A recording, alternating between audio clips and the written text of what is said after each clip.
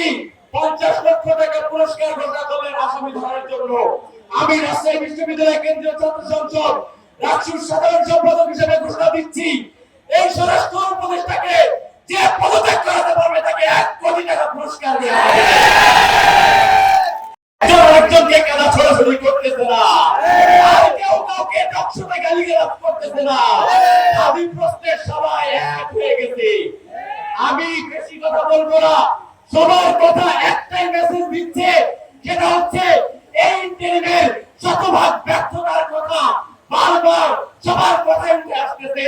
আমি শুধু একটা কথাই বলি, স্বরাষ্ট্র উপদেষ্টা আপনি 50 লক্ষ টাকা পুরস্কার ঘোষণা করলেন আসামি ধরার জন্য। আমি রাজশাহী বিশ্ববিদ্যালয় কেন্দ্রীয় ছাত্র সংসদ রাকসুর সাধারণ সম্পাদক হিসেবে ঘোষণা দিচ্ছি, এই স্বরাষ্ট্র উপদেষ্টাকে যে পদত্যাগ করাতে পারবে তাকে 1 কোটি টাকা পুরস্কার দেওয়া হবে।